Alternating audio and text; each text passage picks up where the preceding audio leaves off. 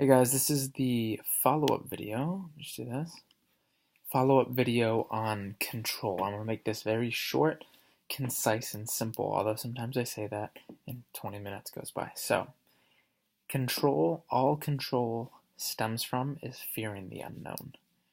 That's all it is. Now, if you can understand that there's nothing to fear because you cannot lose anything, what can you really lose? A material possession?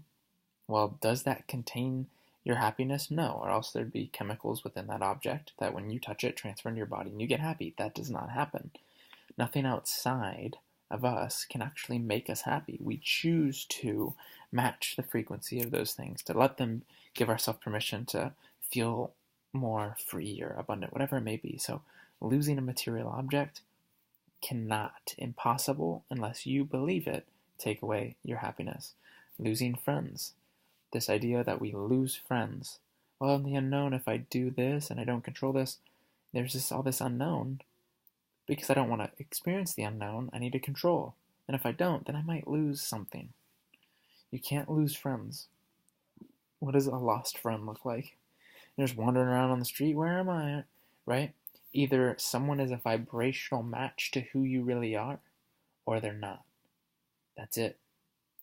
If they're not a match to who you are, that means that they are creating space for other people to enter your life to better serve you, and they were most likely a catalyst for you to reach that point of vibration anyway.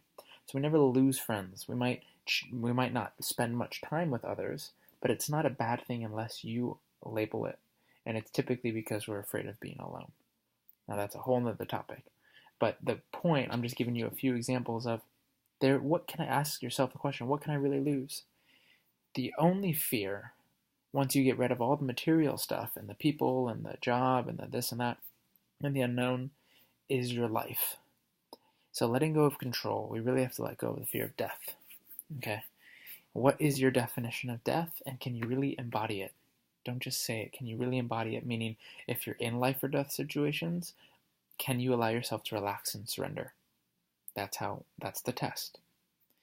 Okay, so not to fear death, but know that death is simply a transition, that the energy that animates this body is non-local, right? And that it can't be destroyed, it can only be transformed. So knowing that you are an eternal, indestructible being. So what's there really to fear in the unknown, right? So unknown, letting go of being afraid of the unknown. Why? Because every moment we are living in the unknown. We're under this illusion that we know it because things are familiar. But the way reality is structured, it's something like x to the 37th power, that below what we can even measure. Every tiny moment that's 37 times shorter than a millisecond, or whatever it may be. Our reality is capable of oscillating information. This is another way to say this is how time is experienced. So every moment that we're not even capable of measuring, there's a shift, right? It might be atoms moving this way and moving and moving and moving and moving. And all that means on a theoretical level, so you understand how reality is structured, is everything around us is never the same. It's like the old proverb, you can never step in the same river twice. So this is always different. Everything's always different. It just appears to be the same, right? Because they're just small changes. But they can be greater. Things can change. A freaking asteroid can hit this building any minute. It's all probabilities. Nothing's certain. Actually, whatever we think we know is not certain either. Oh, I know this. This is a fact. Well, how do you know? How do you know? I promise you, where we are right now, in this reality, there are some physics and some science that is proving some stuff as fact, but majority of it is all probability. So knowing that, you know that, well, if none of this is certain anyway, I actually have zero control, and everything is always changing. The only constant is change. I'm always living in the unknown. We just are under the illusion that we think we know it. That's just our ego trying to control. So unknown is natural to who we are. So letting go of control because you're not afraid of the unknown. What else around control, control, control, control? Your beliefs. So that's one belief. The unknown is scary. Now, all you're going to find in the unknown is more of who you are. Because the unknown, your subconscious patterns come up. It gives you a chance to integrate them. You become more of who you really are. You become more expanded, a wider vessel for love. Second part is your beliefs. You'll always try and control the future when you're afraid of it.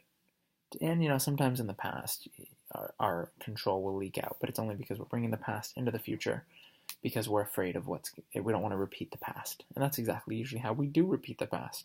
So we bring that energy and vibration into the future.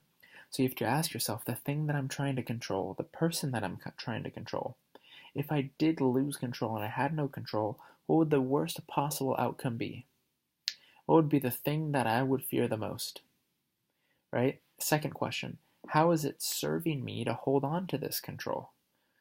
And that's a paradoxical question because it's obviously challenging and not serving you to hold on to it, but you're choosing it. This is after you take responsibility for choosing control.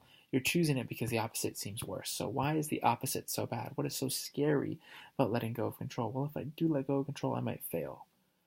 If I do control, this and censor my message and control this and who sees my Facebook, then, if I let go of that control, I'll get judged. What are the beliefs that you're holding on to that make letting go so scary? If you're not afraid of dying, it can't be much. Right? So I promise you this. If you want to, and if you're dedicated to a life of personal growth, let go of control and find where you're doing it, because it could be really small. It could be in a conversation, how you're listening, but you're already anticipating what you want to say because you want to steer the direction of the conversation in a certain way. Right? It could be around the house. Oh, well, I like things over there in a certain way, and you change them, and now I'm mad at you. See, you're not mad at them for changing it. You're mad at losing control. You're mad at having your expectation not met. Where else in that? I guarantee someone's moving your toothpaste around and you don't like that. Then there's other areas in your life where losing that control or having your expectation not being met, I expected it to be there and it was over there, and it's your fault. That is going to be happening in other places of your life. Oh, well, now I'm mad at this person because I can't control them. Because I have all these expectations and they're not being met over here. People aren't doing what they said they were going to do. You're going to be creating that evidence in other areas of your life. So ask yourself, where am I holding on to the control? Why am I holding on to it? What is so scary if I let it go? How is it serving me? And create a new definition of the unknown. Unknown, in the unknown, I only discover more of who I am. And everything in the unknown, if I'm not afraid of death, nothing, I can't lose anything. What can I lose? If I lose everything and I'm on the street, right? First of all, do you really believe that you're going to be on the street?